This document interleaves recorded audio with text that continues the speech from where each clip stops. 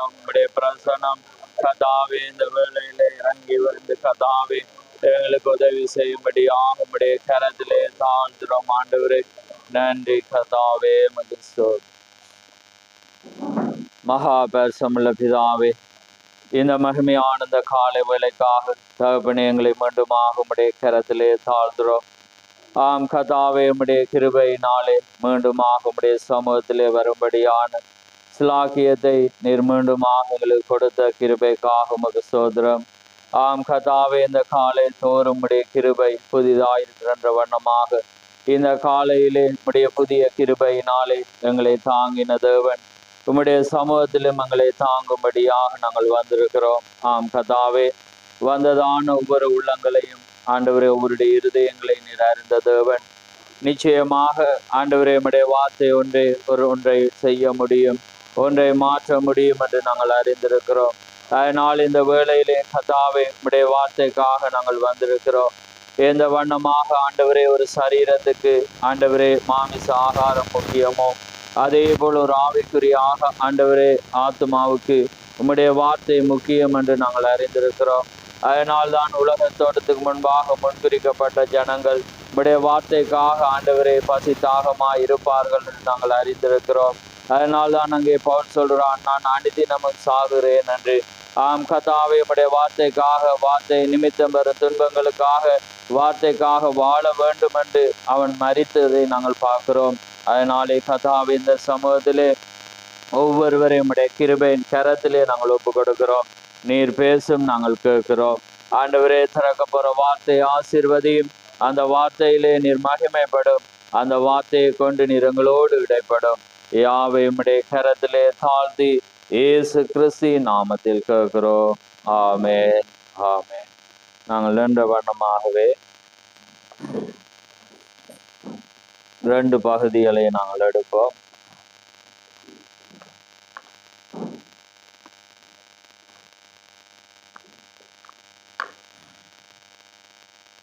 இதில் முதலாவதாக நாங்கள் லூக்கா 16ஆம் அதிகாரம்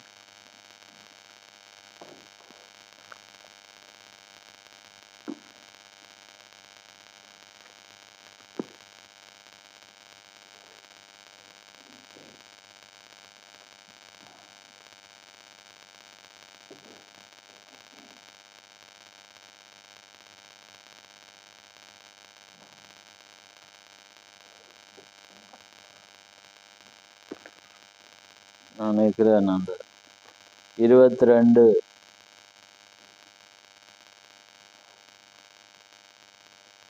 லாசரு அந்த ஐஸ்வர்யவானுடைய காரியம். லூக்கா 16, 22, 23. 16.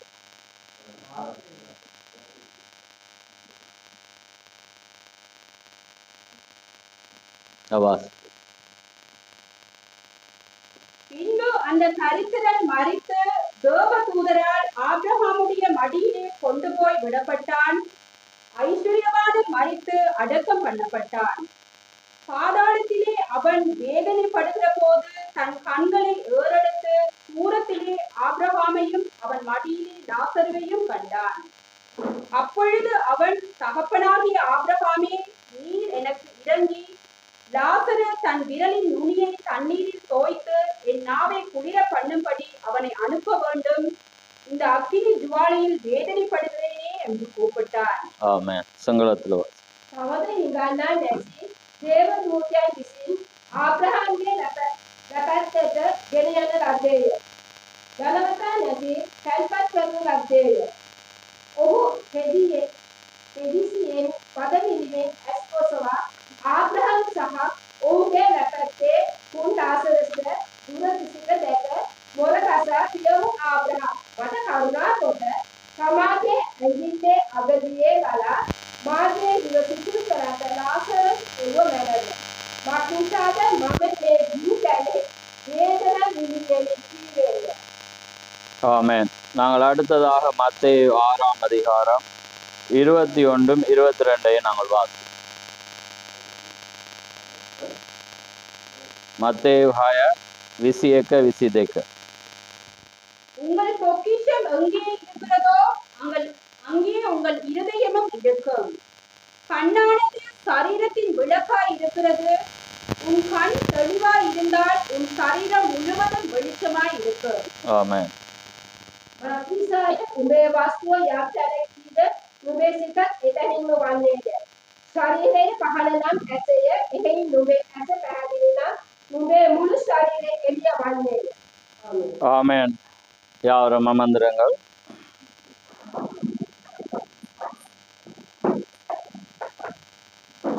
கர்த்தருடைய பரிசுத்த நாமம் மகிமைப்படுவதாக.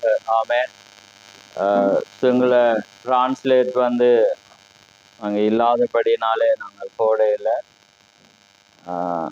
அந்த பிறருக்கு நாங்கள் முடிவில் அதை குறித்து நாங்கள் பேசலாம்.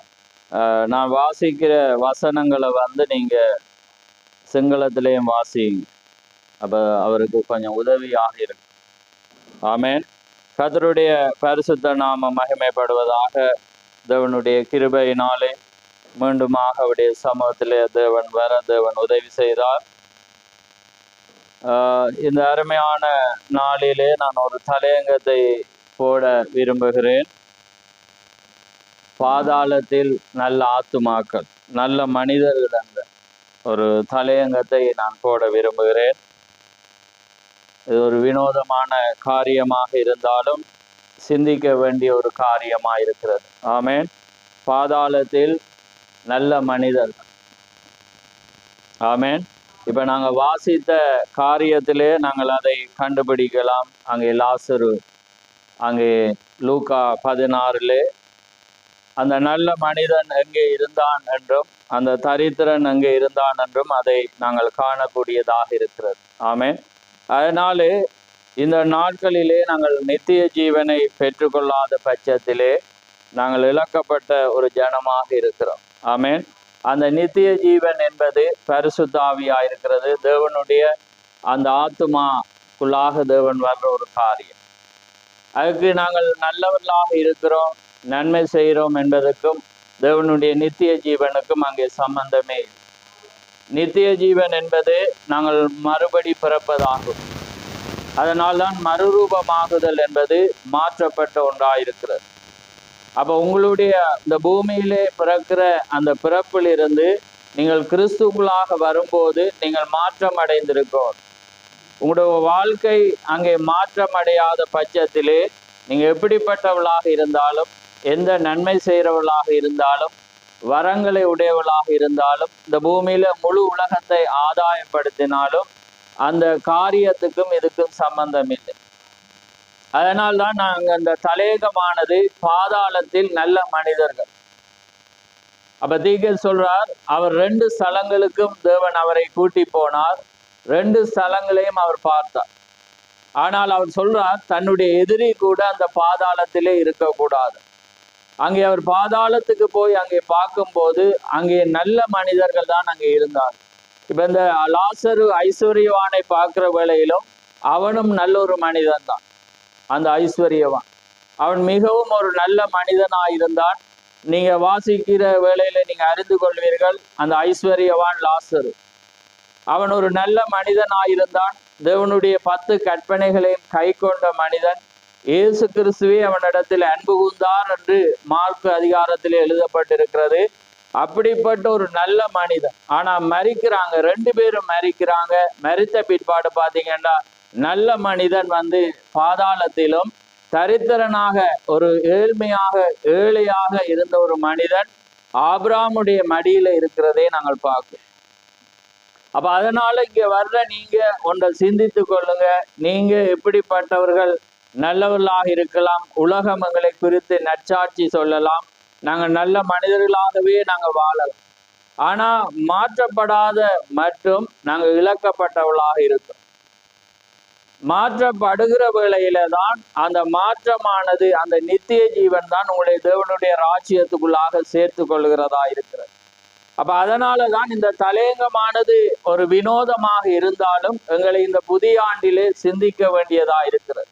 ஏன்னா நாங்க எந்த காலத்துல நாங்க வாழ்கிறோம், எந்த நேரத்துல நாங்க வாழ்கிறோம் என்பதை நாங்க சிந்திக்க வேண்டியவர்களாக இருக்கும். அதனால்தான் எங்களோட வாழ்க்கையானது மாற்றப்பட வேண்டிய ஒன்றாயிருக்கிறது.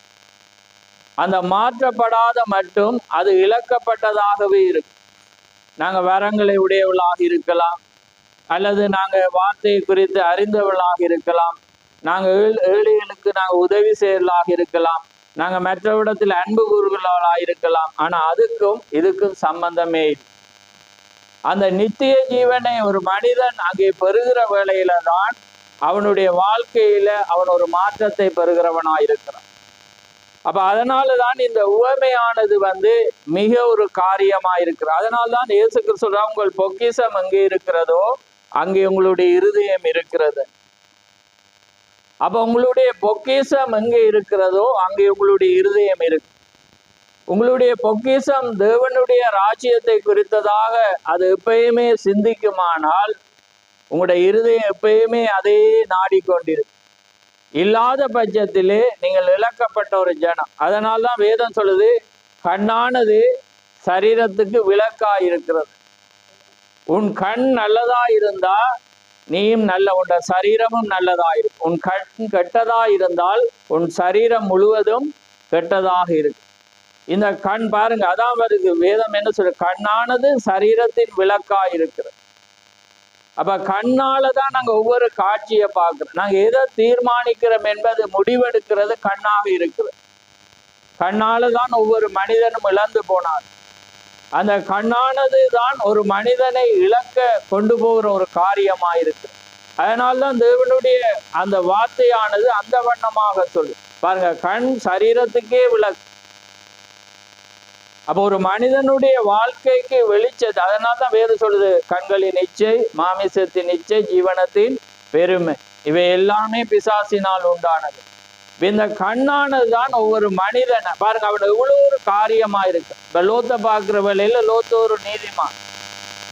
அங்கே ஆபிரகாம் பரிந்து பேசுற வேளையில அவன் உத்தமனாக நீதிமானாக இருந்தான். ஆபிரகாம் கேட்கிறான், ஒரு நீதிமான் இருந்தாலும் 50 இருந்து அப்படியே கடைசியா ஒன்றுக்கு வருது. ஆனா அந்த ஆபிரகாம லோத்தை பார்க்கிற வேளையில அங்கே வாக்குவாதம் வருகிற வேளையில வேதம் என்ன சொல்லுதுண்டா, அங்கே லோத்து கண்களுக்கூடாக ஏறெடுத்து பார்த்தான்.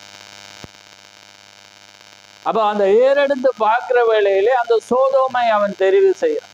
பாருங்க, அந்த கண் தான் அங்கே தீர்க்கதரிசி சொல்றேன் அவனுடைய வாழ்க்கைக்கு கேடாக அமைந்தது.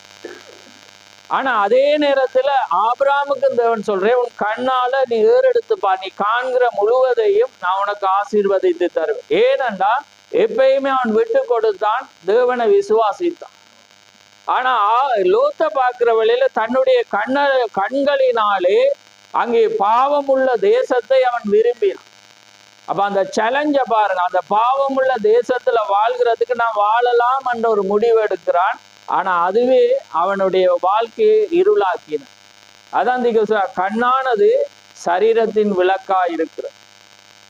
அடுத்ததை பாருங்க, அடுத்ததாக தேவன் அங்கே வேதம் சொல்லுகிறது, அங்கே வாசிக்க நேரில் வாசிச்ச என்ன அங்கே காரியமாயிருக்கு. ஆனா ஒரு காரியமாக இன்றைக்கு ஒரு இயக்குற. ஆனாலும் நாங்க எப்பயுமே மன ரம்மியமா இருக்க நாங்க கற்றுக்கொள்ளவும். ஏன்னா வர வர காலங்கள் எதிராக இருந்தாலும் அன்றைக்கு அவங்க எப்படி இருந்தாங்க, சிங்கத்துக்குள்ள இருந்தும் ஆராதிச்சாங்க, இருளுக்குள்ள இருந்தும் ஆராதிச்சாங்க, மீண்ட வயிற்றில இருந்தும் ஆராதிச்சாங்க, படகுல இருந்தும் அவங்க ஆராதிச்சாங்க, மரத்துக்கு கீழே இருந்தும் ஆராதிச்சாங்க. அதே வண்ணமான தேவன் அதை தான் அவர் பார்க்கிற தேவனாயிரு. ஏன்னா சரியான ஒன்றை அங்க கொண்டு வரும்போது பிசாசு பல காரியங்களை செய்கிறவனாயிருக்கிறான். ஆமேன். நாங்க ஒரு காலத்துல நாங்க நினைச்சோம் அது ஒரு காரியமோ அப்படி இல்லை. தீர்க்கதரிசி சொல்றேன், சரியான ஒரு காரியம் வரும்போது அவன் எப்பயுமே எதிராக இருப்பான். எந்த காரியமாயிருந்தாலும் நாங்க எப்பயுமே ஆயத்தமாகும். நீங்க எப்படி இருக்கிறீங்களோ தேவன் அங்க இறங்கிறார். ஆமேன். அப்ப பாருங்க, அடுத்த காரியம் பார்க்கிறவளே அங்கே தூதர்கள் அவன் மீது வைத்த அந்த இரக்கத்தினாலே என்ன நடக்குதுன்றா பாருங்க, அவன் இழுக்கிறான். அங்கே வெளியே இழுக்கும் போது அவங்க சொல்றாங்க, உன் உயிர் தப்பித்து கொள்ள நீ எங்க போ, மலைக்கு போகணும். ஆனா அவன் கண்ணால பார்க்கிறான், பக்கத்துல ஒரு ஊர் இருக்கு. அங்க வேதத்தை நீங்க இன்றைக்கு வாசிச்சிருந்த அழகா இருக்கு. அங்க பார்க்கிற வேளையில அவன் சொல்றான், அந்த பக்கத்து ஊரை எனக்கு தாங்க. ஆனா தேவதூதர்கள் சொல்றாங்க, நீ மலைக்கு போ.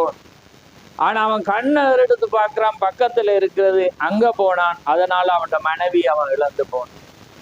பாருங்க, கண்ணானது சரீரத்துக்கு விளக்காயிருக்கு. அப்ப அதனால்தான் வேதம் சொல்லு, உங்கள் பொக்கிஷம் எங்கே இருக்கிறதோ அங்கே உங்களுடைய இருதயம் இருக்கு. அப்ப தேவனுடைய காரியத்துல பாருங்க, இந்த மனிதன் ஐஸ்வர்யவானும் நல்ல மனிதன். நாங்கண்டா அந்த 10ல நாங்க எத்தனையோ கை கொள்ளாமே இருப்போம். ஆனா அங்க அவன் சொல்றான், நீ உன் தகப்பன் தாயே களவு செய்யாதிருப்பா, பொய் செய்யாதிருப்பா, விபச்சாரம் செய்யாதிருப்பாயாக, எல்லாமே சொல்லக்குள்ள அவன் சொல்ல, ஆண்டவரே நான் இது எல்லாமே சிறு வயது முதலே நான் கை கொள்கிறேன். இயேசுவே ஆச்சரியப்பட்டு அவன் என்ன சொல்றேன், அன்பு கூர்ந்தார் என்று வேதம் சொல்லு. பாருங்க, இப்படிப்பட்ட ஒரு மனிதன். ஆனா அவர் தேவனாயிருந்தபடினால அவருடைய உள்ளத்தை அவர் அறிஞ்ச, இவனுக்கு எங்க இருதயம் இருக்கு. அப்ப அவனுடைய இருதயம் அந்த பொக்கிஷத்துல இருந்து, உலகத்துல அழிந்து போற ஒரு பொக்கிஷத்துல இருக்கும் போது அவர் சொல்ற, நீ அதெல்லாம் செய்து வாண்டா. அவனுக்கு மனசில் அவனோட கண் அங்க இருந்துச்சு.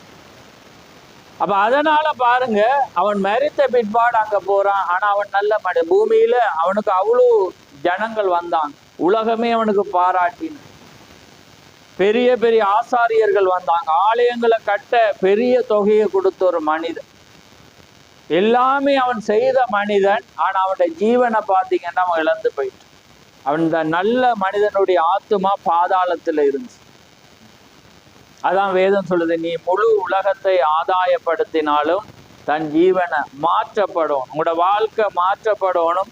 தேவனுடைய வார்த்தைக்குள்ளாக நீங்க வருகிற வேளையில் தேவனுக்கு பயப்படும், தேவனுடைய சமூகத்தை நாடணும். தேவனை என்ன இழந்தால் நீங்க எதை காரியமா இருந்தாலும் நீங்க அதை நாடும் போது அதான் அவனுக்கு எல்லாமே சரியா, தகப்பனுக்கு தாய்க்கு கீழ்ப்படிஞ்சா எல்லாமே ஒழுங்காக இருக்கு. ஆனா அவனுக்கு ஒரு தருணம் வந்தது, அவனுடைய இருதயம் அதை நோக்கி இருந்து. அப்ப அதே போலதான் தேவனுடைய காரியம் என்ன சொல்லுதுண்டா, நீங்க உங்களுடைய இருதயம் எங்க இருக்கிறதோ அங்கே உங்களுடைய பொக்கிஷம் இருக்கிறது. பாருங்க, அதை வழி நடத்தும் தன்மை என்ற செய்தியில தீக்க சொல்றேன். பாருங்க, இந்த வாலிபன் அடைந்திருந்த போதிலும் அவன் எல்லா நல்ல காரியங்களையும் அடைந்திருந்தான். அவன் பள்ளிக்கூடத்தில் ஒரு நல்ல பையனாக இருந்தான் என்பதில் சந்தேகமில்லை. தந்தைக்கு உண்மையாக அவன் வியாபாரத்தில் தந்தைக்கு கீழ்ப்படிந்தான். அவன் நல்லவன். அவனுடைய பெற்றோருக்கு அவன் நல்லவனாயிருந்தான். அவனுடைய குருவானவருக்கும் பாருங்க, அவனுடைய போதருக்கும் அவன் நல்லவனாயிருந்தான். அவன் விசுவாசம் உள்ளவனாயிருந்தான். அவனுடைய சபைக்கு அவன் உத்தமனாயிருந்தான். தேவனுடைய கற்பனைகளை அவன் உத்தமமாய் கை கொண்டான். ஆனால் அவன் மிகப்பெரிய ஒன்றை இழந்து போனான். அவன் நித்திய ஜீவனை இழந்து போனான். நமது வாழ்க்கையில் எப்பொழுதாவது இதை நாம் சந்திக்க வேண்டியவளா இருக்கிறோம். ஏனெனில் நீங்கள் மரிக்க வேண்டிய மானிடர்கள். தெரிந்து கொள்வதற்கு உங்களுக்கு ஒரு தருணம் இருக்கிறது, அழிக்கப்படுகிறது. ஏன்னா தேவன் ஒரு தருணத்தை அழிக்காம தேவன் எப்பயுமே தண்டனையை கொடுக்க மாட்டார். ஒவ்வொரு சந்தர்ப்பத்தை தருவேர். அந்த சந்தர்ப்பத்துல நீங்க எதை தெரிந்து கொள்ளுகிறீங்க, நீங்க எதை தெரிந்து கொள்ளும், உங்களுடைய இருதயம் இங்க இருக்கிறது என்பதுதான் அவருடைய காரியம்.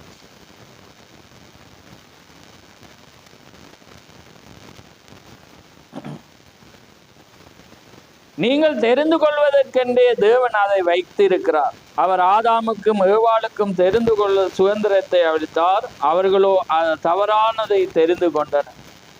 ஒரு வாலிபனாக நீங்கள் கல்வி கற்க போகிறீர்களா இல்லை என்பதை தெரிந்து கொள்ள வேண்டிய ஒரு தருணம் உங்களுக்கு வைக்கப்பட்டிருக்கு. எனக்கு வேண்டாம் என்று சொல்லி அதை மறுத்து விடலாம். உங்களுடைய நடத்தையை குறித்தும் நீங்கள் தெரிந்து கொள்ளலாம். இங்குள்ள உங்களை சற்று புண்படுத்த போகிறேன். பாருங்கள், நீங்கள் உங்கள் தலைமையை வளர்த்து, நீங்க அதாவது ஆண்களுக்கு சொல்றேன், வளர்த்ததை போன்று அல்லது இம்மூடர்களில் ஒருவரை போன்று இருக்கலாம். சில பேர் என்ன செய்வாங்க, வளர்ப்பாங்க முடி. அப்ப அது அவங்களுக்கு என்ன ஒரு தெரிந்து கொள்ளுதல். அடுத்த பெண்களுக்கு சொல்றேன், பெண்களாகி நீங்கள் நாணமுள்ளவளாக இருக்கலாம், அல்லது நாம் தெருக்களில் காணும் நீல கண்கள் கொண்ட பயங்கர தோற்றமுள்ள பிறவிகளை போல் இருக்கலாம். அங்கே சிகை அலங்காரம் போன்றவை, அவை தேவனுடைய வார்த்தைக்கு முற்றிலும் விரோதமாய் இருக்கிறது. அது முற்றிலும் முரணாதது. அவருடைய ஜெபங்கள் கூட ஏற்றுக்கொள்ளப்படாது. அது உண்மை, முற்றிலும் உண்மை. அப்படிதான் வேதம் கூறுது. பாருங்க, அந்த தெரிந்து கொள்ளுதலை பாருங்க. தேவன் ஒவ்வொரு மனிதனுக்கு, அது கல்வியில இருந்து வேலையில இருந்து எல்லாமே ஒரு மனிதனுக்கு தெரிந்து கொள்ள தேவன் வைக்குது. அப்ப அதே போலதான் அவனுக்கு தெரியும், நான் எதை வைத்திருந்தாலும் அங்கே நித்திய ஜீவன் இல்லை என்பதை அவன் அறிந்தபடினால அவன் இயேசுவிடம் வாரான். இப்ப இன்னைக்கு நீங்க வார மாதிரி அவன் இயேசு கிறிஸ்து இடத்துல வந்தான். ஏன்னா இயேசு கிறிஸ்து இன்னைக்கு வார்த்தையாக இருக்கு. அப்ப அன்றைக்கு அவன் தேவாதி தேவனிடத்தே வந்தான் அங்கே மாமிசத்திலே. அப்ப ஆனா இன்றைக்கு நீங்க தேவாதி தேவனுடைய வார்த்தை, அங்கே வார்த்தை இடத்துல இன்னைக்கு மெய்யான சத்தியம் தேவனே இறங்கி மனுஷகுமாரனுடைய ஊழியத்தை முடித்த ஒரு தருணமாயிருக்கு. அதனாலதான் இன்றைக்கு கவர்ச்சி இல்லாம இருக்குது. இன்றைக்கு நீங்க ரியாக்ஷன், அதாவது கிரியையில கொண்டு வர முடியாம இருக்கு. ஆனா தேவாதி தேவனே ஒரு சரீரத்துக்குள்ளாக இறங்கி தன்னுடைய செய்தி அவர் கொடுத்தார். அதுல நீங்க கவனிக்க வேண்டிய காரியம் என்னன்னா, அவங்களோட சகோதரர்கள், அந்த மரித்த ஐஸ்வர்யவானுடைய 5 சகோதரர்கள் பூமியில இருக்கிறான். அப்ப அவன் சொல்றான், ஆண்டவரே இந்த லாசருவை அனுப்பி அவங்களுக்கு மெசேஜ். அவர் சொல்ற, அங்க தீக்கர்சியல் அங்க இருக்கிறான், மோசையும் தீக்கர்சியலும் அங்க இருக்கிறாங்க. அந்த தீக்கர்சிக்கு அவங்க செவி கொடுக்கட்டும். இங்க இருந்து மரித்து போன ஒருவன் போனாலும் அவங்க என்ன செய்ய மாட்டாங்க, கேட்க மாட்டாங்க. அதே போல தேவன் பாருங்க, ஒரு மெசேஜர், ஒரு செய்தியாளனை அவர் தேவன் வைத்திருந்தார். இன்னைக்கு அந்த செய்தியானது அதே மகத்துவமான இயேசு கிறிஸ்துவால செய்ய முடியாத அநேக அற்புதங்கள் அது செய்யுது. அப்படிப்பட்ட ஒரு ஆச்சரியம் அதை நாங்க கண்டிருக்கிறோம், அதை கேள்விப்படுகிறோம். அது ஆழத்தை நோக்கி கூப்பிடுகிற சில வீடியோக்கள் வீடியோவா எடுக்கப்பட்ட, அதை கூட நாங்க கண்ணால பார்க்க, நீங்க பார்த்துருப்பீங்க. அது தமிழ்லேயும் மொழிபெயர்க்கப்பட்டு இருக்கிறது. பார்க்காதவங்க இருந்தா சொல்லுங்க, நான் அனுப்புறேன். இங்கிலீஷ்ல அது இருந்து ஆழத்தை நோக்கி கூப்பிடுகிற மெசேஜை பார்த்தீங்கன்னா, தீக்கசி நின்று பேசுறது, சுகமாகிற பெண்களை சுகப்படுத்துற எல்லாமே அதுல இருக்கு. அவர் உரைக்கிறது, நீ இங்க இருந்து வாரா, என்னத்தை செய்யறா, இப்படியல்.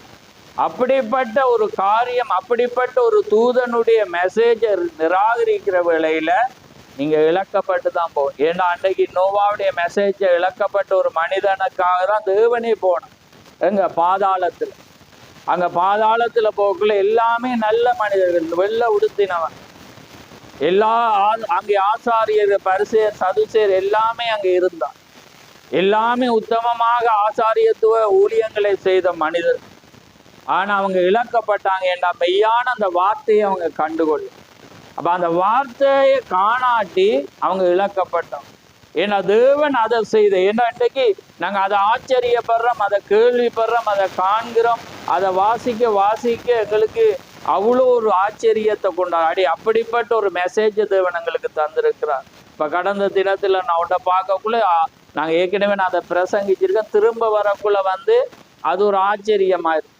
ஏன்னா தீக்கசி அந்த இந்தியாவுடைய பிரயாணத்தை குறித்து நான் வாசிக்கிற வேளையில அங்க பார்க்கல, அவர் தீக்கசி 54ஆம் ஆண்டு இந்தியாவுக்கு போயிருது. அப்ப இந்தியாவுக்கு போயிருக்கிற வேளையில அதை ஆர்கனைஸ் பண்ணி அவங்க சொன்னாங்க, அவர் தாஜ் ஹோட்டல், நீங்க ஏற்கனவே நான் நினைக்கிறேன் ஏறக்குறைய 2-3 வருடத்துக்குள்ள அதுல குண்டு வெடிப்பு நடந்த ஒரு ஹோட்டல். அப்ப அந்த இடத்துலதான் அவரை தங்க வைத்தாங்க. அவருக்குன்ட்டு ஒரு பிரத்யோக டிரைவரை வச்சிருந்தாங்க. அப்ப வச்சிருந்து அவங்க என்ன செஞ்சாங்கன்னா, அந்த டிரைவருக்கு சொல்றாங்க, அவர் எப்பயுமே அபிஷேகத்துக்குள்ளாக இருக்கிற ஒரு மனிதன், நீ இடக்கு அங்க போ இங்க போ அப்படி இப்படின்னு சொல்லக்குள்ள நீ கோவிச்சிடார், கோவிச்ச உண்ட கதை முடிஞ்சிரு. ஏன்னா அவர் எப்பயுமே தேவனுடைய மனிதர், அப்படிப்பட்ட ஒரு அபிஷேகம் உள்ளவர். அப்ப அதனால அவனும் என்ன செய்யறான், இவர் எங்க போற எங்க வாரான்னா அவன் ஓடிட்டே இருக்கிறான். தீக்கசி எப்பயுமே அபிஷேகத்துக்குள்ள இருக்கபடி அவர் பேசல. ஏன்னா வேறு மொழி அவங்க, ஏன்னா அடுத்த இவர் அமெரிக்கன், அவங்க இந்தியன். அப்போ ஒருவேளை பாச பிரச்சனை இவரை பேசாம.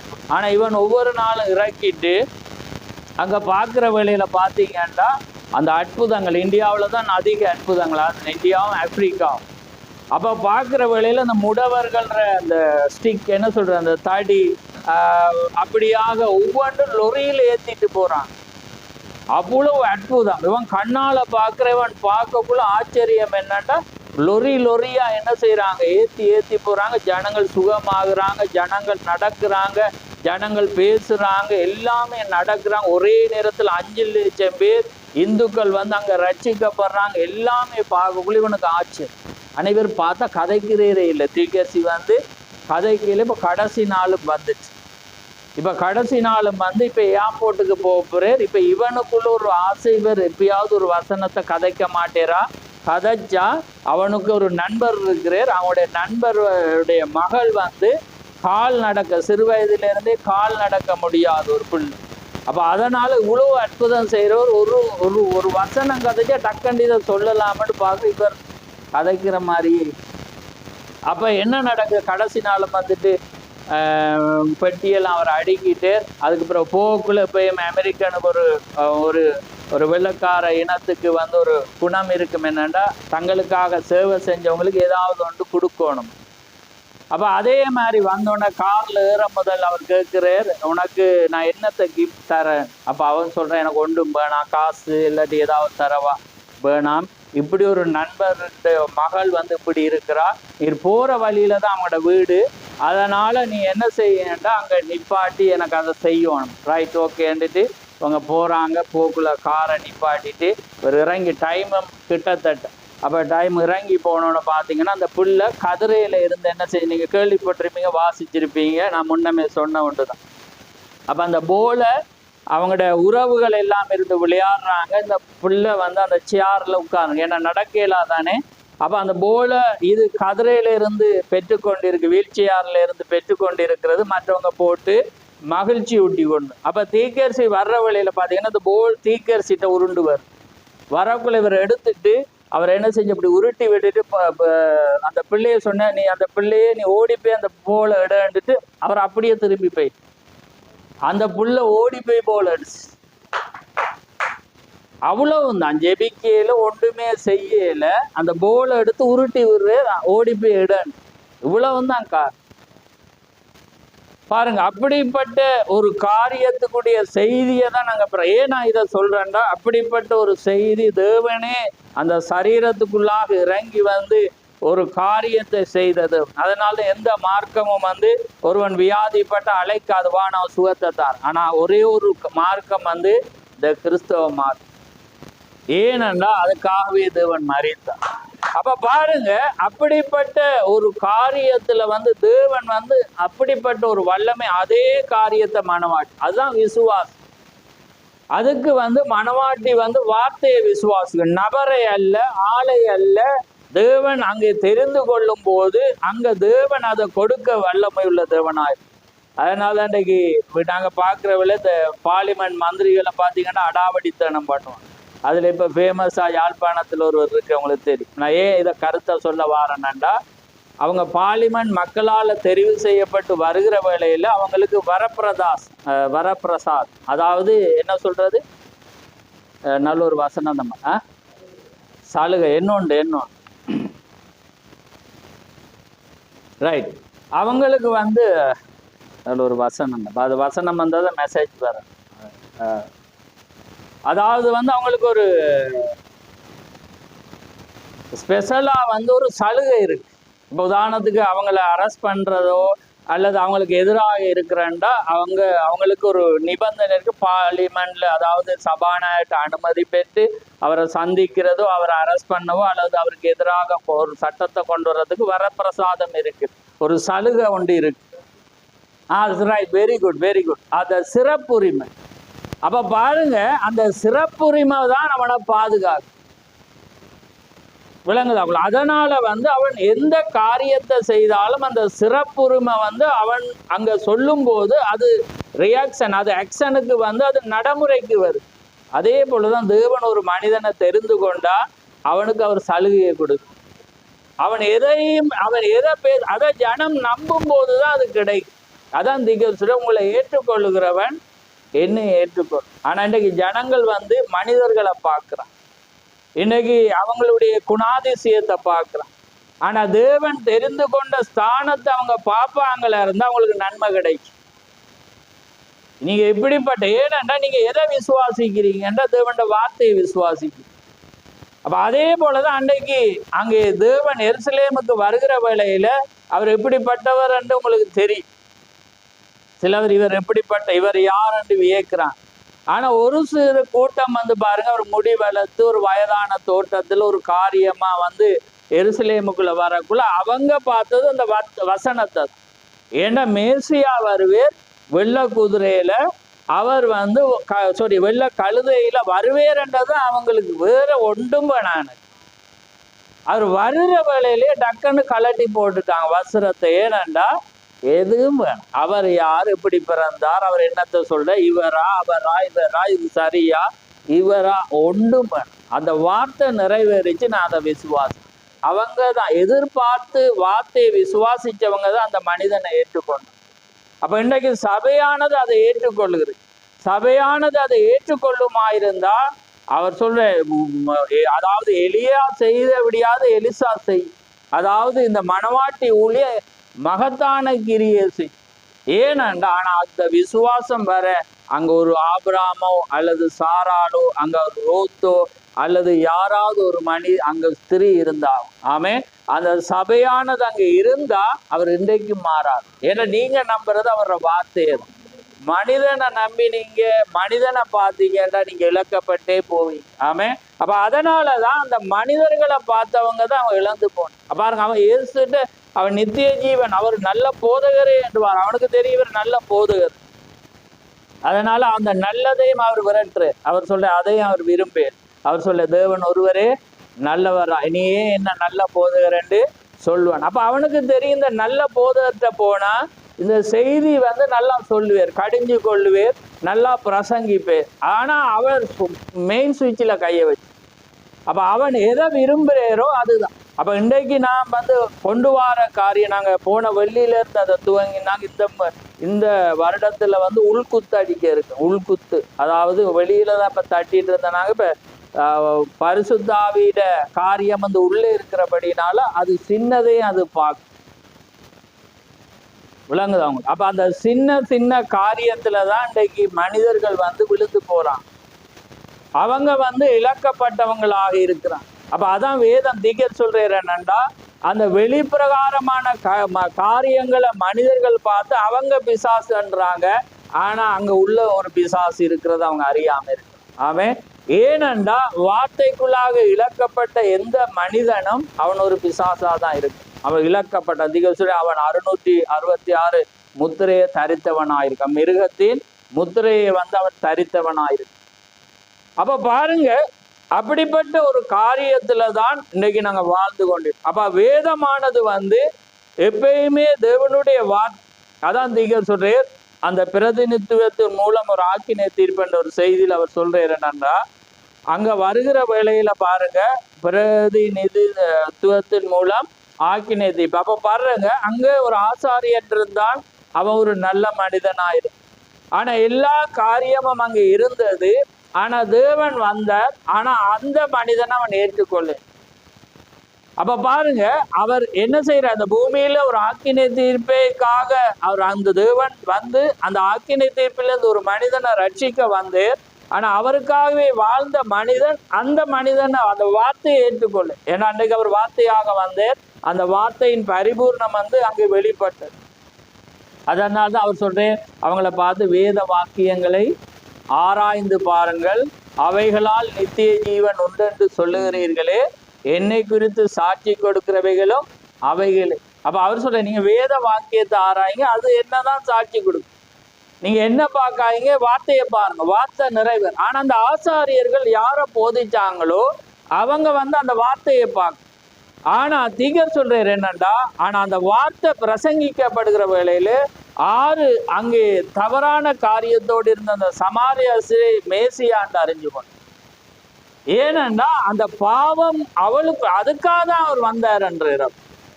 அப்ப அதனாலதான் நீங்க நல்லவங்க பாருங்க, அவன் நல்லவன் அங்க போயிட்டான். எங்க போயிட்டான்? அதாலதான் தலையங்கம் வந்து இப்ப ஆக்கள் டக்குன்னு பாப்பா, என்ன புள்ளி அவர் செய்தி வந்துட்டு போல. ஏன்னா இப்ப சாத்தானின் கோவில் இப்ப நிறைய துவங்கிட்டான். ஏன்னா அப்படி சாத்தான ஆராதிக்கிறாங்க, சாத்தான வழிபட அதுக்கண்டு ஒரு கோயிலையெல்லாம் ஆரம்பிச்சுட்டாங்க. அமெரிக்காவில் இருக்கு. அதை வந்து பிரமிட்டு தலைகீழா வச்சிருக்காங்க பாருங்க. ஏன்னா மிருகத்தை கொண்டு வெளிப்படுத்தல சொல்லப்பட்ட மாதிரி மிருகத்தை வச்சு பப்ளிக்கா ஆராயுங்க, அதுக்கு ஜனங்கள் போறாங்க. இப்ப தலையங்கத்தை பார்த்தோன்னு இந்த சபையும் இப்படி போனான்னு தான் பார்ப்பாங்க. வேற பாதாளத்தில் நல்லவர்கள் அப்படிதான் பார்ப்பான், உடனே பார்ப்பான். ஏனன்னா அந்த தலையங்கம் வந்து அப்படி உண்டாயிருக்கு. ஆனா அது சத்தியமாயிருக்கு. திகழ் சொல்ல அது உண்மை என்று. அதான் அவர் சொல்றார், தவறான சிகரெட்டோ காரியங்களை குடிக்கிறவன் வந்து ஏமாற்றம் அடைய மாட்டான், நல்லவன் தான் ஏமாற்றம் அடை. ஏன்னா அவன் பாப்பாட எல்லாம் யாருக்குமே கெடுதல் செய்யும், யாருக்குமே ஒரு காரியம் நான் செய்யல என்று அவன் நினைப்பான். பார்த்தீங்கன்னா அங்க எங்க இருப்பான், பாதாளது. இதுதான் அந்த ஸ்டோரி வந்து எங்களை காண்பிக்கிறது. அப்ப நிறைய காரியத்தை நான் எடுத்தேன்னா தேவன் அதை தடை செய்கிறார். ஆனா தேவன் ஒரு காரியத்துல நான் பேசிட்டு போறேன், நாங்க கடவுளுக்கு சித்தமான அதை நம்ம தொடர்வோம். ரைட். அப்ப பாருங்க, அந்த தேவனுடைய காரியத்துல ஒவ்வொரு மனிதனுக்கும் அதான் திகசுடைய ஒரு தெரிந்து கொள்ளுதல் அங்கே இருக்கிறது.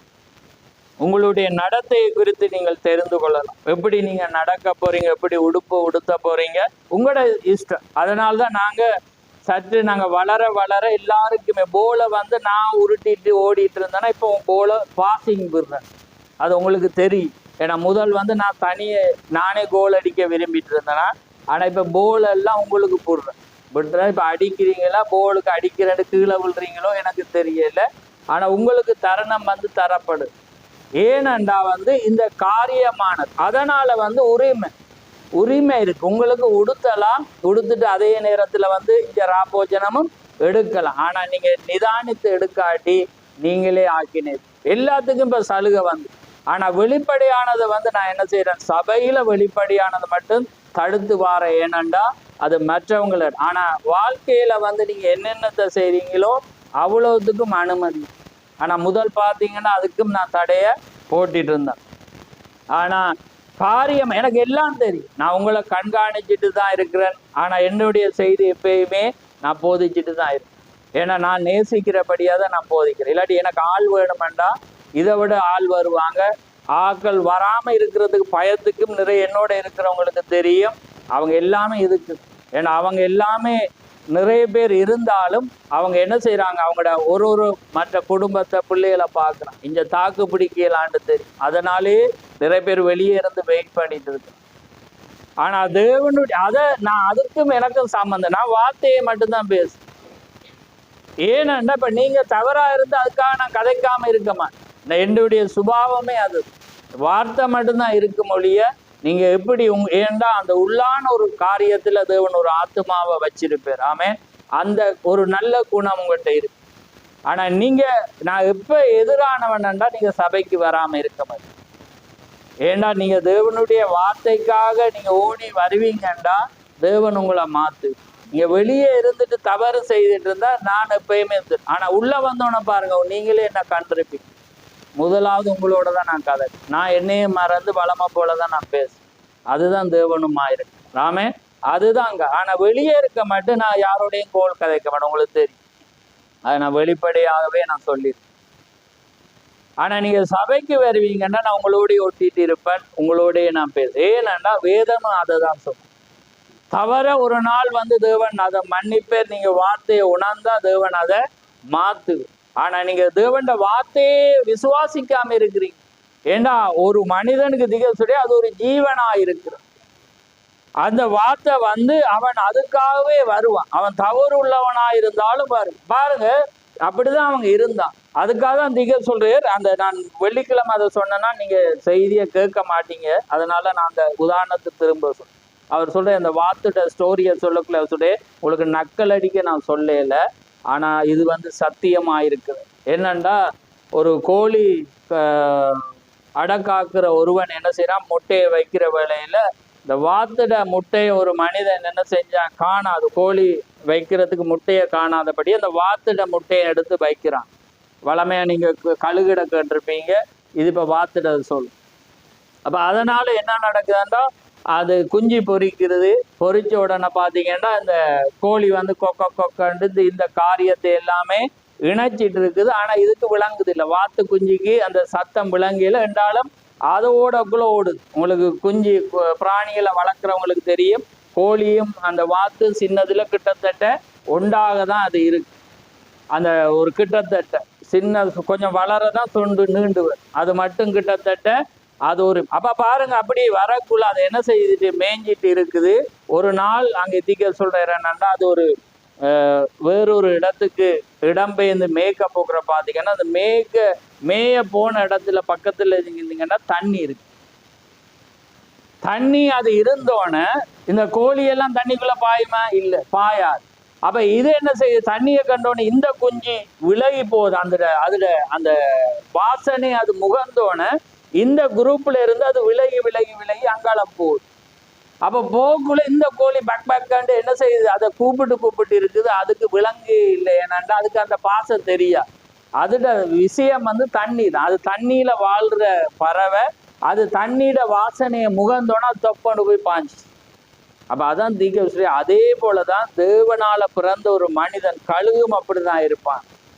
அவன் ஒரு காரியத்துல ஒரு இடத்துல அவன் இருந்தாலும் அவனுக்கு அந்த வார்த்தைண்டு வரக்குள்ள அவன் அதுல விழுந்துடும். அவன் வார்த்தை தான், ஆனா அவனுக்கு தண்ணீர். அதே போலதான் தேவனால ஆதி முதல்ல நீங்க வார்த்தையாக பிறந்திருந்தா அந்த வார்த்தை வந்தோன்னா நீங்க தவறா இருந்தாலும் நீங்க வந்துருவீங்க.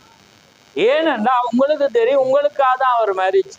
ஏன்னா அங்க பாதாளத்தில் இருந்து ஆண்டவர் எவ்வளவு காலம் ஒரு குரூப் கத்திட்டு இருக்கு, இளைப்பாறுதல். அவர் சொல்றேன், உங்களுடைய சவருடைய தொகை நிறைவார மட்டும் கொஞ்சம் இளைப்பாரு. அப்ப அதே போலதான் அந்த பரதேசில அநேக பரிசுத்தவாங்க இளைப்பாரி கொண்டிருந்தாங்க. இயேசு எங்களுக்காக மரிப்பார், மேசியா வருவார் என்ற ஒரு நிச்சயத்தோடு அவங்க இருந்தாங்க. ஒரு நாள் அவர் மரிச்ச வேளையில அங்க எல்லா கல்லறை எல்லாமே, அங்கே பரதேசி எல்லாமே ஒரு கலிகூர். ஏனென்றா தங்களுக்கான கிரயம் செலுத்தப்பட்டு அவங்க எல்லாமே ஆவலோடு பார்த்துட்டு இருந்தாங்க. அதனாலதான் அந்த அநாதி வாசல்களே உங்கள் கதவுகளை திறங்கள், மகிமையின் ராஜா அவர் பிரவேசி. யார் அந்த மகிமையின் ராஜா? அவர் தான் கத்தாதி கத்தராயிரு. அப்ப அவங்களுக்கு யார் எவரென்று தெரியா. ஆனா மேசியா அவர் அங்க பார்க்கிற வேலையில தான் அவரை காணும். ஆமே.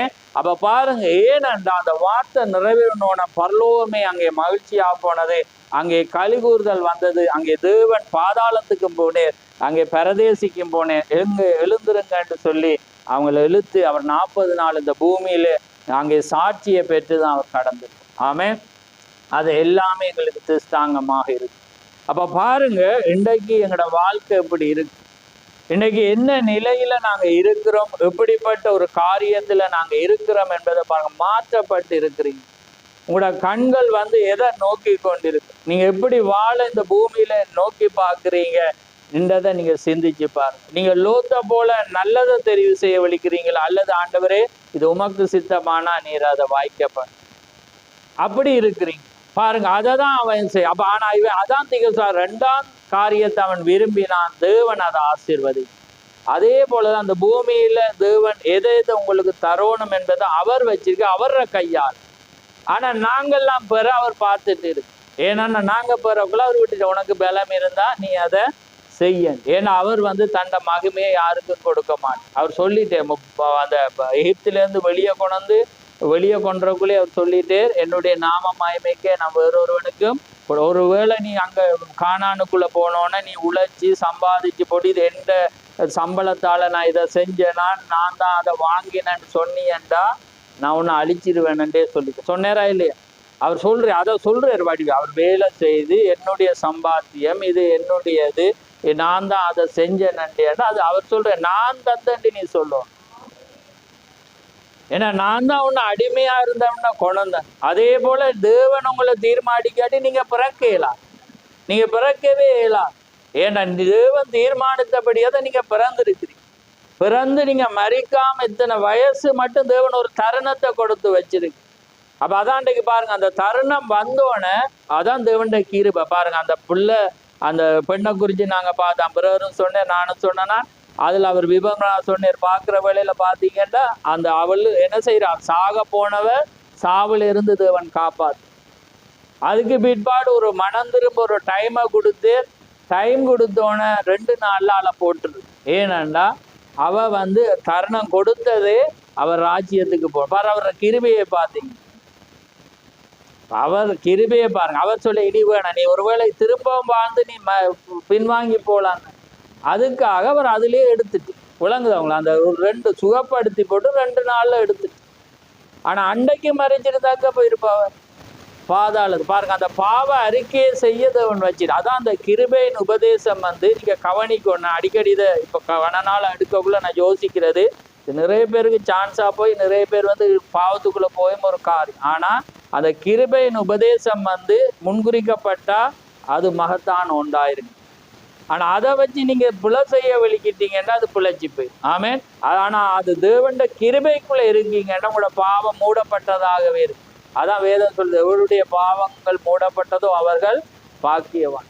அப்ப சிலருடைய பாவத்தை கர்த்தர் எண்ணாதிருக்க, சில பேரை எண்ணைய மாட்டான். ஆனா அது கிருபை இருந்தாலும்.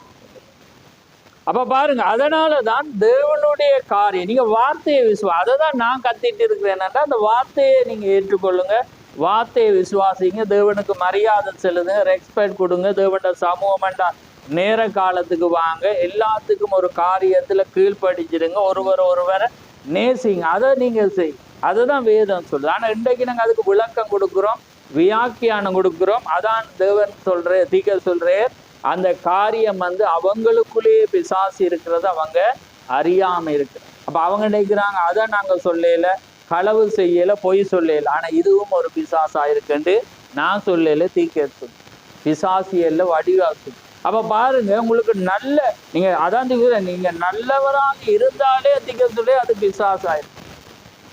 ஆக கெட்ட அந்த அர்த்தம் சொல்லி விளங்குதவன். அப்ப அதாவது நீங்க தேவனுக்குள்ளால இப்ப நல்லவன் எப்படி சாட்சி பேர் எல்லாமே சொல்ல, ஒரு ஆள் புலவிடுது ஏசாம ஏன கையை கொடுத்தீங்கன்னா அவன் நல்லவன். ஆனா நீங்க ஏசி பாருங்க என்ன சொல்லுவான். நீங்க ஒரு ஆளுக்கு புத்தி சொல்லி பாருங்க என்ன சொல்லுவான். அவங்களுக்கு எதிராக தான் வருவானா இல்லையான்னு சொல்லுங்க, அந்த ஆவி எதிராவர். அப்ப அதுல நீங்க கெட்டவரா மாறி. ஆனா நீங்க பேசாம எல்லாரையும் அரவணைச்சிட்டு ஓடினீங்கன்னா நீங்க நல்லவங்களா. அப்ப அந்த நல்லது கெட்டதா நீங்க மற்ற கிரியையில நான் சொல்லவன். ஏன்னா தேவன் எதை செய்த அவங்க சத்துருக்களையும்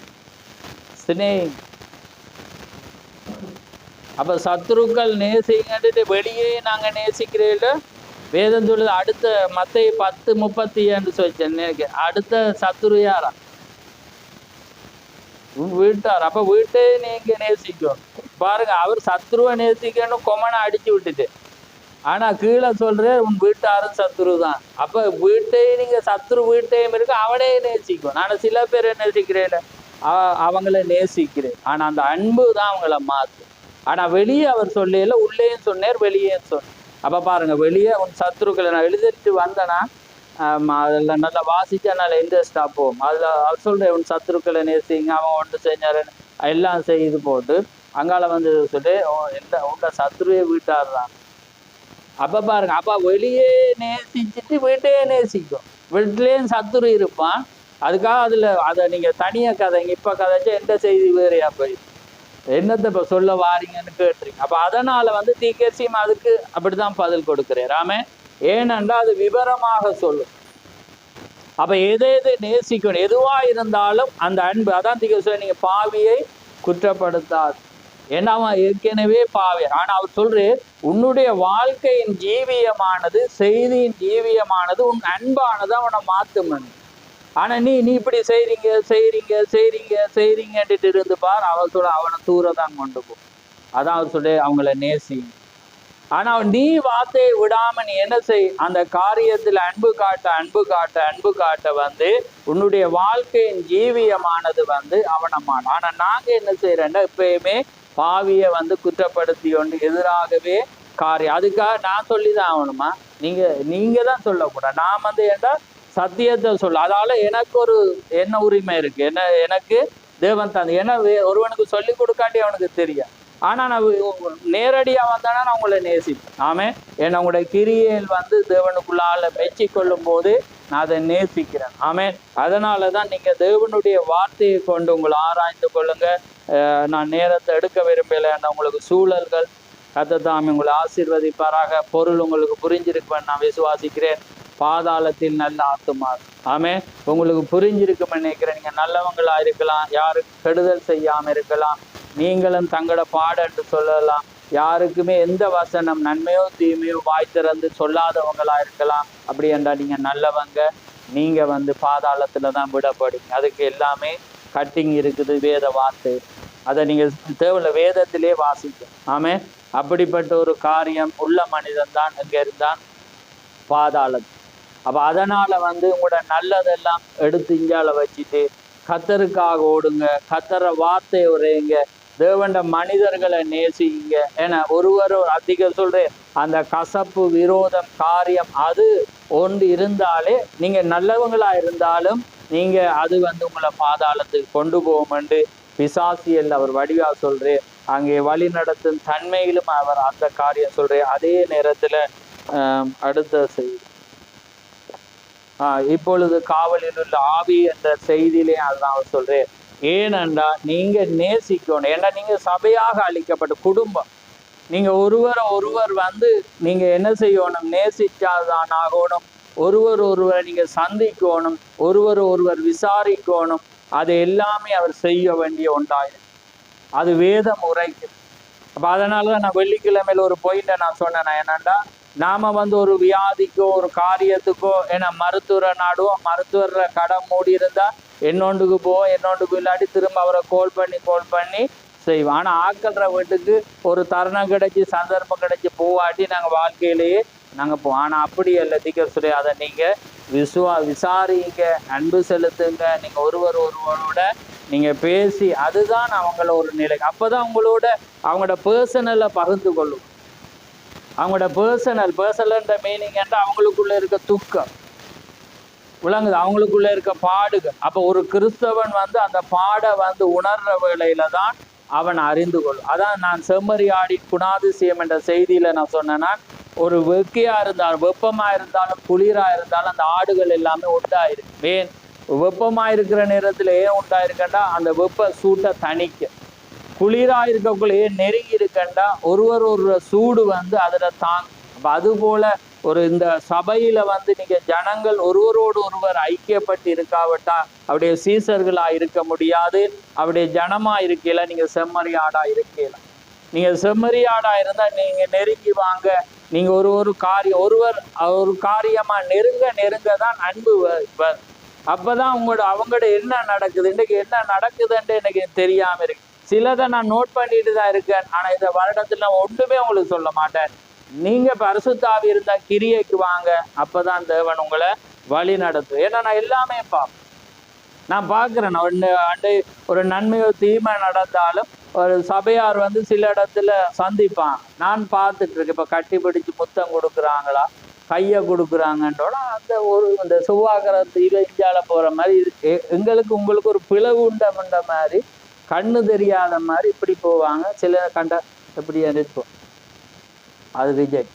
அது தேவன் விரும்பியது. நீங்க அரவணைக்கணும், நேசிக்கணும். நான் பார்த்துட்டு தான் எனக்கு இது அவசியம் இல்லைன்னு நினைக்க கூட. ஏண்டா தேவனுடைய காரியம் ஒரு உண்மையான மனிதன் அதை பார்ப்பான், சொல்லி கொடு. ஏன்னா இது உள்குத்து அதிகம் சொல்லி அது உள்ளான. ஏன்னா நீங்க அதை நேசிக்க முடியாது. ஏன்னா நீங்க அவங்கதான் உங்களோட சகோதரர். அப்ப உங்களால இறங்கி அதான் திகசி இன்னொரு செய்தியில சொல்றேன். என்னன்னா யார் பெரியவன்? அப்ப பெரியவன் பார்க்கக்குள்ள பாத்தீங்கன்னா பிழை செய்யறானோ சரி சரி, முதலாவது போய் ஒருவனோட கதைக்கிறவன் தான் பரலோகத்துல பெரியவன். அவன் பிழையோ சரியோ அவன் முதலாவது போய் தன்னை தாழ்த்தி எப்படி இருக்கிறீங்கன்னா அவருடைய பரலோகத்திலே அவன் தான் பெரியவனா.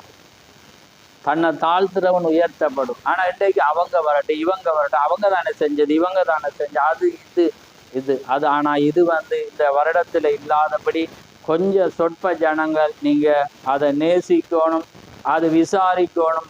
அதுக்கு நீங்க தேவனுடைய சித்தத்தையோ காரியத்தையோ அல்லது சந்தர்ப்பத்தையோ சூழலையோ எதையுமே நீங்க பார்க்கல. ஏண்டா இது உங்களால ஒரே அப்பமும் ஒரே சரீரத்திலையும் நாங்க பானம் பண்ணுது.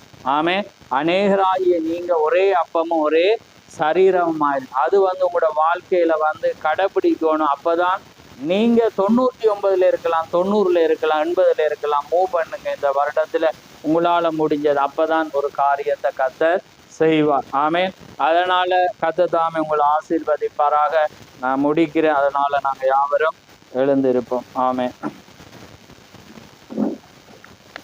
நன்றி கதாவே, மது சோதரம் ஆண்டவரே, சர்வலவரே, மது கொடான கொடி சோதரம். அப்பா பிதாவே, மது சோதரம் ஆண்டவரே, ஜீவனுள்ளவரே, மது கொடான கொடி சோதரம். நேற்றும் என்றும் மாறாதவரே, மது சோதரம் ஆண்டவரே. அப்பா பிதாவே, மது சோதரம் சோதரம் சோதரம். மகா பரிசுத்தமுள்ள பிதாவே, இந்த மகிமையான இந்த நேரத்துக்காக உமக்கு ஸ்தோத்திரம். ஆம் கர்த்தாவே, இந்த மகிமையான இந்த நேரத்திலே ஆண்டவரே உம்முடைய கிருபையினாலே உம்முடைய சமூகத்திலே நாங்கள் வந்து ஆண்டவரே உம்முடைய வார்த்தையை கேட்கும்படியாக நீர் எங்களுக்கு கொடுத்த ஸ்லாக்கியத்துக்காக உமக்கு ஸ்தோத்திரம். ஆம் கர்த்தாவே, இந்த நாளிலே ஆண்டவரே ஒரு அழகான ஒரு காரியத்தை நாங்கள் பார்த்தோம். ஆண்டவரே, பாதாளத்தில் நல்ல மனிதர்கள் என்று ஆம் கர்த்தாவே உம்முடைய வார்த்தை அந்த வண்ணமாக உரைக்கிறதை நாங்கள் பார்க்கிறோம். ஏனென்றால் நாங்கள் நல்லதோ புண்ணியமோ அல்லது எந்த மனிதனுக்கு கெடுதல் இல்லாமல் கூட நாங்கள் இருக்கலாம். ஆனால் கர்த்தாவே உம்முடைய ஜீவன் எங்களுக்குள்ளே இல்லாவிட்டால் ஒன்றுமே இல்லை என்று நாங்கள் பார்க்கிறோம். அதனால்தான் உம்முடைய வார்த்தையிலே நீர் கற்பனைகளை கொடுத்து ஒரு மனிதன் உம்மை நாடி வர வேண்டும், உம்முடைய சமூகத்தை நாட வேண்டும் என்று. அதனால்தான் நீர் அந்த சபை கூடி வருதலை நீர் நேசித்த தேவனாயிருக்கிறீர். அவர்கள் ஒன்று கூடுகிற நேரமெல்லாம் அங்கே நீர் வந்த தேவனாயிருக்கிறீர். அதனால்தான் நீங்கள் இருவரோ மூவரோ என் நாமத்தினாலே ஒன்று கூடுகிற வேளையிலே நான் அங்கே வருவேன், அவர்கள் நடுவிலே வருவேன் என்று நீ சொன்ன தேவன். அப்படியானால் அது எவ்வளோ ஒரு மகிழ்ச்சி. அதனால்தான் பரிசுத்தாவியை பெற்ற நாங்கள் ஆண்டவரே, பரிசுத்தாவியை பெற இருக்கிற ஆண்டவரே ஒவ்வொருவரும் அந்த வார்த்தைக்காக ஒன்று கூட வருகிறதை நாங்கள் பார்க்கிறோம். ஏனென்றால் அவர்கள் எதை தெரிந்து கொள்கிறார்கள் என்பதை நீர் கவனிக்கிற தேவனாயிருக்கிறீர். ஒருவேளை அவர்கள் அந்த இங்கே வருகிறதினாலே ஒன்றை தவறக்கூடும், ஆனால் அவர்கள் நித்திய ஜீவனை பெற்றுக்கொள்வார்கள். ஆனால் ஒருவேளை ஆண்டவரே அவர்கள் இங்கே வராமல் அங்கே போய் ஒன்றை பெற்றுக்கொள்ள முடியும், ஆனால் அவர்கள் நித்திய ஜீவனை இழந்து போகிறார்கள். ரெண்டு சாராரும் ஏதாவது ஒன்றை இழந்து போகிறார்கள். ஒருவன் நித்திய ஜீவனை இழந்து போகிறான், ஒருவன் உலகத்திலே மேன்மையை பெற்றுக்கொண்டு தேவனுடைய காரியத்தை இழந்து போகிறான். அதே போல ஒரு ஆவிக்குரிய மனிதன் உலகத்திலே ஒன்றை இழந்து போகிறான், ஆனால் ஆவிக்குரியதிலேயோ நித்திய ஜீவனை பெற்றுக்கொள்கிறான். அதுதான் ஆண்டவரே லாசரு ஐஸ்வர்யவான். அவன் பூமியிலே எல்லாமே உடையவனாயிருந்தான், ஆனால் ராஜ்யத்திலே அவன் நித்திய ஜீவனை இழந்திருந்தான். ஆனால் லாசருவோ பூமியிலே எல்லாமே இழந்திருந்தான். அவனுக்கு கஷ்டம் இருந்தது, தரித்திரம் இருந்தது, ஆனால் அவன் பெற வேண்டிய ராஜ்யத்திலே நித்திய ஜீவனை பெற்றிருந்தான். கர்த்தாவே, இன்றைக்கு காலை வேளையிலே ஒவ்வொருவரும் அதை சிந்திக்க நீர் கிருபை செய்யும். வருகிற ஒவ்வொருவரும் இந்த புதிய ஆண்டிலாவது நான் தொடர்ந்து உமக்காக வர வேண்டும், ஆண்டவரை உண்மையை தேட வேண்டும், உமக்காக வாழ வேண்டும் என்ற ஒரு நிச்சயத்தோடு வர நீர் கிருபை செய்யும்.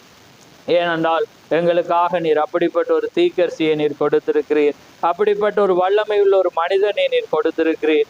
அதனாலே அதை விசுவாசிக்கும் போது நாங்களும் அதை பெறுவோம் என்று நாங்கள் அறிந்திருக்கிறோம். அதனால் இந்த காலை பொழுதிலே வந்த ஒவ்வொரு பிள்ளைகளை ஆசீர்வதியும், வந்த ஒவ்வொருவரோடு உம்முடைய இரக்கம் கூட இருக்கட்டும். யாவை உம்முடைய கரத்திலே தாழ்த்தி இயேசு கிறிஸ்துவின் நாமத்தில் கேட்கிறோம். ஆமென், ஆமென். பரலோகத்தில் இருக்க எங்கள் பிதாவே, உம்முடைய நாமம் பரிசுத்தப்படுவதாக, உம்முடைய ராஜ்யம் வருவதாக, உம்முடைய சித்தம் பரலோகத்திலே செய்யப்படுவது போல பூலோகத்திலும் செய்யப்படுவதாக. எங்களுக்கு வேண்டிய ஆகாரத்தை என்று எங்களுக்கு தாரும். எங்கள் கடனாளிகளை நாங்கள் மன்னிக்கிறது போல எங்கள் கடன்களை எங்களுக்கு மன்னி. எங்களை சோதனைக்குட்படாமல் தீமையின்றி ரட்சித்துக் கொள்ளும். ராஜ்யமும் வல்லமையும் மகிமையும் என்றென்றைக்கும் உடையவைகளே. ஆமென், ஆமென். என் ஆத்துமாவே கர்த்தரை சோதரி, என் முழு உள்ளமே அவருடைய பரிசுநாமத்தை சோதரி. என் ஆத்துமாவே கர்த்தரை சோதரி, அவர் செய்த சகல உபகாரங்களையும் மறவாதே. ஆமென். கர்த்தர் தாமே உங்கள் ஒவ்வொருவரையும் ஆசீர்வதிப்பார்.